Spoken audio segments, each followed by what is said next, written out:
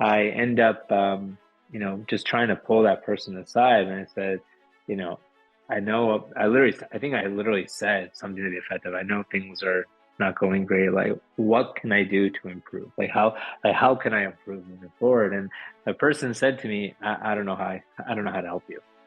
And that was perhaps, even though I don't consider this individual a mentor, that sort of advice, quote unquote, was perhaps that was perhaps the biggest catalyst for me to realize what I didn't want to carry forward, and especially at a time where, residency training is so tumultuous and it's very mentally, physically taxing.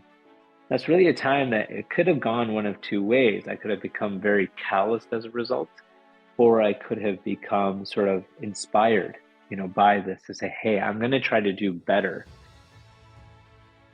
My ability to connect with people, my ability to be kind of real and transparent and honest, but also constructively critical as necessary, just became this sort of, it was a conduit really for being able to forge much longer term relationships, which I came to understand over time was, what mentorship was really about.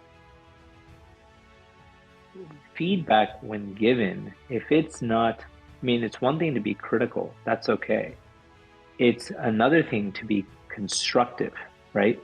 And the constructive aspect of the feedback really is what I think helps to separate the like real people who are just there in your life to serve as coaches, sort of on the fly, versus those who end up going on to be true mentors because they truly are trying to help guide you in a direction that's going to allow you to succeed.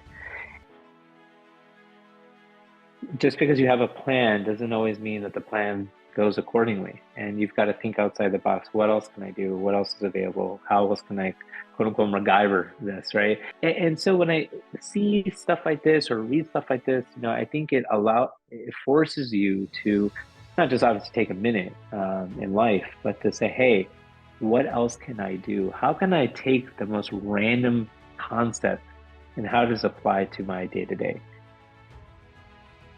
I don't I don't necessarily think that in my head it's not the what drives me as much anymore. What drives me is being able to support my what I would consider more a marker of success is to what extent can I inspire and empower my son and daughter? To what extent can I be there for my wife and for our respective families?